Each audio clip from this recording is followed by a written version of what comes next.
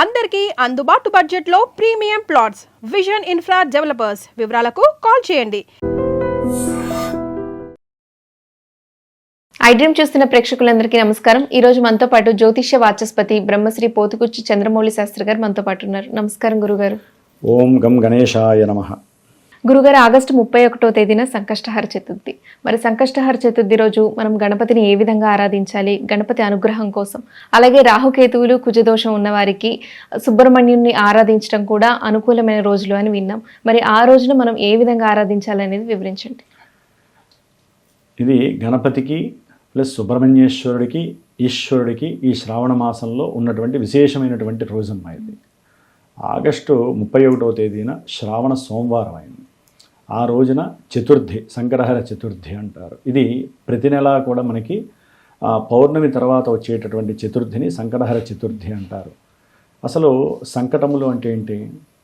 ఆటంకం, ఆరోగ్యం అనుకోండి. అంటే ఆరోగ్యపరంగా ఎన్నో సమస్యలు వస్తే మనిషి ఏదైనా చేయగలడా? ఏ పని చదవలేడు, సంపాదించలేడు, అనుకున్న ఏ కార్యక్రమం చేయలేడు. ఇవన్నీ సంకటమే. అందుకని ఆరోగ్య భద్రత మెయిన్ అన్నమాట. ఆ తర్వాత మనసులో కలిగేటటువంటి వికార బాధలు, మనసులో వికార బాధలు ఎవరి జన్మానుసారంలో వారికి ఉంటాయి. కొంతమందికి కేతు నక్షత్రం వాళ్ళు ఉంటారన్న. అసలు గణపతి ఆరాధన ఎవరు చేయాలంటే అశ్విని నక్షత్రం వాళ్ళు, మఖా నక్షత్రం వాళ్ళు, మూలా నక్షత్రం. ఈ 3 నక్షత్రాలకు అధిపతి ఎవరయ్యా అంటే కేతు గణ దేవత అంటారు. ఆ కేతువుకి అధిష్టాన దేవత మహానుభావుడు గణపతి.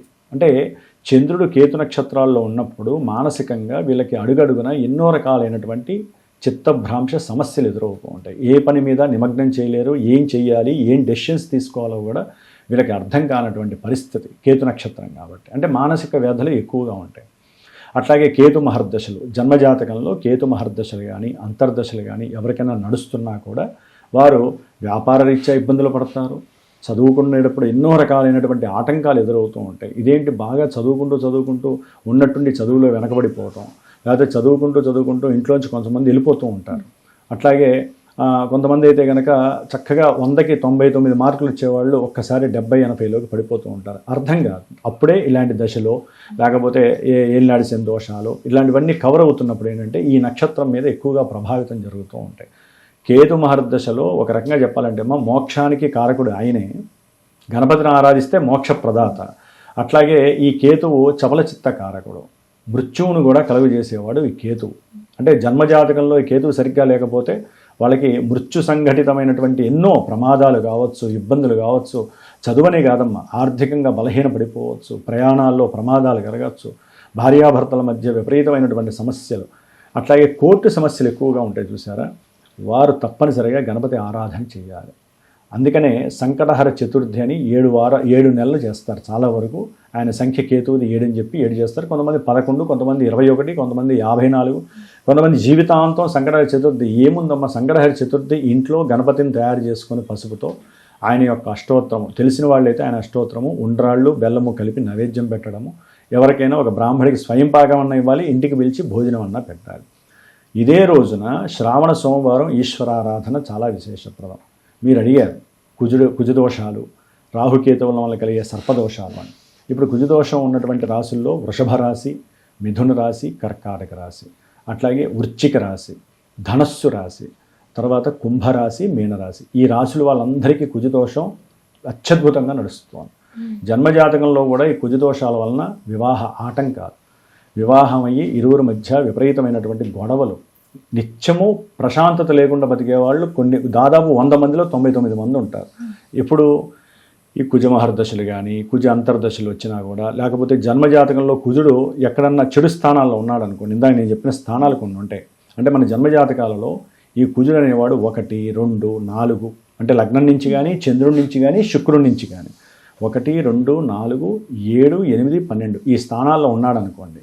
ప్రజెంట్ ఇక్కడ చంద్రుడు తన యొక్క జన్మరాశి నుంచి ఇందాక చెప్పిన రాశులు ఉన్నాయి కదా, ఈ యొక్క స్థానాల్లో ఉన్నాడు కాబట్టి వాళ్ళకి దశలు అంతర్దశలు నడిస్తే కంపల్సరీ యాక్సిడెంట్లు జరగటం, అన్నదమ్ముల మధ్య విపరీతమైన గొడవలు జరగటం, లేకపోతే కోర్టు సమస్యలు, ఈ భూ వివాదపరమైనటువంటి గృహ సమస్యలు, అంటే గృహం కట్టుకుందామన్నా కట్టుకోలేని పరిస్థితి, కట్టుకుంటుంటే గవర్నమెంట్ వాళ్ళు వచ్చి ఆపేయటం, కొంతమంది కూల్చేస్తారు, లేకపోతే అన్నదమ్ముల మధ్య ఉన్న గొడవతో ఆ ఇల్లులు, ఆ స్థలాలు కొన్ని సంవత్సరాల పాటు అట్లాగే మరుగున పడిపోతాయి, లేదా వీళ్ళకున్న భూమిని వేరే వాళ్ళకి కబ్జాలు చేస్తారు. ఇవన్నీ కూడా ఏంటంటే కుజగ్రహానికి సంబంధించిన కుజదోష ప్రభావాలు. అది రకరకాలుగా ఉంటుంది జన్మజాతకంలో. అవన్నీ ఎప్పుడు యాక్టివేట్ అవుతాయంటే ఈ రాశుల వాళ్ళకి ఇప్పుడు యాక్టివ్ అవుతాయి. అట్లాగే కుజ నక్షత్రాల వాళ్ళు ఉంటారు. ధనిష్టా నక్షత్రము, అట్లాగే చిత్తా నక్షత్రము, మృగశిర నక్షత్రం, వీరికి వలన ఈ విధమైన సమస్యలు వస్తే కుజదోషానికి చాలా రకాలైనటువంటి మనకి ప్రక్రియలు చాలా ఉన్నాయి, పరిహారాలు. అది జన్మజాతకంలో చూస్తేనే చెప్పాలమ్మా. ఇప్పుడు గోచారంలో దీనికి సంబంధించి ఈ సంకటహర చతుర్థులు చాలా విశేషమైనటువంటివి. ఇక రాహుకేతువులను సర్పదోషాలు ఉంటూ ఉంటాయి. జన్మజాతకంలో ఈ రాహుకేతువులు పంచమంలోనూ అష్టమంలోనూ ఉంటే ఏంటంటే గర్భమిచ్చిన దోషాలు స్త్రీలకి, లేకపోతే గర్భంలో అండము ఉత్పత్తి సరిగ్గా లేకపోవటం, హార్మోన్స్ బ్యాలెన్సింగ్ సరిగ్గా లేక ఈ రాహుకేతువుల యొక్క దశలు అంతర్దశల్లో చాలా సమస్యలు ఎదుర్కొంటూ ఉంటారు. కాబట్టి సంతానపరమైనటువంటి సమస్యలు ఎదుర్కోవడానికి ఈ సర్పదోషాలు అసలు ఉద్యోగ ధర్మంలో కానివ్వండి, స్త్రీలైనా పురుషులకైనా సరే సర్పదోషం ఉంది అంటే లగ్నం నుంచి సప్తమానికి మధ్యలో గ్రహాలన్నీ ఉన్నాయనుకుంటే రాహుకేతువుల మధ్యలో గ్రహాలన్నీ ఉంటే దాన్ని సర్పదోషము అంటారు. దీనివల్ల ఏంటంటే అనుకున్న ప్రతి కార్యక్రమం విఘ్నాలు జరుగుతూ ఉంటాయి. విఘ్నాలకి అధిపతి గణపతి. అందుకని కుజదోషాలు సర్పదోషాలు ఇప్పుడు ప్రజెంట్ ఏంటంటే మిథున రాశిలో ఉన్న కుజుడు రాహు నక్షత్రంలో సెప్టెంబర్ 2 వరకు ఉంటాడు. రాహు కుజ నక్షత్రంలో వచ్చే సంవత్సరం దాదాపు డిసెంబర్ 5 వరకు కూడా కుంభరాశిలో ఉంటాడు. వీళ్ళ మధ్య చక్కటి అనుసంధానం కలుగుతుంది. చక్కటి అంటే ఇబ్బందికరమైనటువంటి అనుసంధానం. కాబట్టి ఎవరైతే ఇబ్బందులు పడుతున్నారో ఇందాక నేను చెప్పిన ప్రాబ్లమ్స్ పరంగా, అదే ఏ రకమైనటువంటి సమస్యాత్మకమైన పరిస్థితులు ఎదురవుతున్నా సరే తప్పకుండా ఈ యొక్క సంకటహర చతుర్థిని విశేషంగా జరుపుకోవడం విశేష ప్రాధాన్యతమ్మ. ముఖ్యంగా నా యొక్క జ్ఞానసిద్ధి క్షేత్రపీఠంలో దీనికోసం విశేషంగా 31వ తేదీ ఆగస్టు 31వ తేదీన నా యొక్క పీఠంలో ఎవరైతే నన్ను సంకల్పిస్తారో, ఎవరైతే సంప్రదిస్తారో నాకు ఫోన్ చేసి వాళ్ళకున్న సమస్య చెబితే 28 అంటే పౌర్ణానికి ముందు రోజు నుంచి 6 రోజులు ఈ గణపతికి సంబంధించిన లక్ష్మీ గణపతి జపం, అట్లాగే సుబ్రహ్మణ్యేశ్వర స్వామి జపం చేసి ఆ రోజున విశేషంగా లక్ష్మీ గణపతి హోమంతో పాటుగా సుబ్రహ్మణ్య పాశుపత హోమాన్ని ఆచరించి 6వ తారీఖు సెప్టెంబర్ 6న కుక్కే సుబ్రహ్మణ్య క్షేత్రంలో ఎవరి కోసమైతే నేను పూజ చేసి చిన్న చిన్న సుబ్రహ్మణ్యేశ్వర విగ్రహాలకు పూజ చేస్తానో అవి అక్కడ తాకించి పూజ చేసి అక్కడ కూడా విశేషంగా వారికి అందజేసే బాధ్యత నేను తీసుకున్నాను. ప్రతి నెల చేసేది వేరైతే ఈ నెలలో ఇంకా విశేషంగా నేను ఆచరిస్తున్నాను. కాబట్టి ఎవరికైనా సరే ఇబ్బందులు విశేషంగా ఉన్నట్లయితే, వివాహం కావచ్చు, వివాహం ఎడబాట్లు పడుతున్నా, ఈ రకమైన సమస్యల పరంగా ఉన్నట్లయితే కనుక నన్ను సంప్రదించండి. ఆ యొక్క గణపతితో నేను చేసే పూజతో పాటుగా వీళ్ళు కూడా కంపల్సరీ ఆ రోజున వాళ్ళ ఇంటి దగ్గరలో ఉన్న గణపతి చుట్టూ ప్రదక్షిణాలు చేయటం, అట్లాగే సుబ్రహ్మణ్యేశ్వర స్వామికి అభిషేకం చేయించడం, శ్రావణ సోమవారం కాబట్టి ఈశ్వరారాధన చేయటం, కాస్త దద్దోజన నైవేద్యం పెట్టడం చేసుకున్నారే అనుకోండి, ఈ దోషాలు చాలా వరకు తగ్గుముఖం పడతాయి. ఎందుకంటే అమ్మ దూరాభారాల్లో ఉన్నవాళ్ళు కొంతమంది ఇళ్లలో పూజలు చేసుకోవడానికి కుదరదు, చాలా సమస్యలు ఉన్నాయిలేండి, మాకు ఫోన్లు వస్తూ ఉంటాయి కదా, అలాంటి వాళ్ళ కోసం అని చెప్పి అలా ఎవరికైతే ఇబ్బందులుగా ఉన్నాయో నన్ను సంప్రదించండి. ఎందుకంటే అందరూ కూడా హోమాలు చేయరు, కొంతమంది అభిషేకాలే చేస్తారు దేవాలయాలు. హోమం చేయాలంటే విశేషమైన ఖర్చుతో కూడుకున్నది, అట్లానే ఇళ్లలో కూర్చొని చేయలేరుగా, కొంతమందికి చేసుకోవడానికి అవకాశం ఉంటుంది. ఎవరికైతే ఇబ్బంది పడుతున్నారో వారు మాత్రమే నన్ను సంప్రదించండి. నేను చేసి ఆ ప్రసాదాలు మీకు పంపించేటటువంటి ఆ యొక్క అవకాశాన్ని నేను తీసుకుంటాను. గ్రహాల అనుకూలత కోసం అలాగే ఆటంకాలు కలిగినప్పుడు ఆ గణపతిని ఏ విధంగా ఆరాధించాలని చక్కగా తెలియజేశారు. ధన్యవాదాలు గురువు. ఓం గం గణేశాయ నమః, శం శరవణ భవాయ నమః.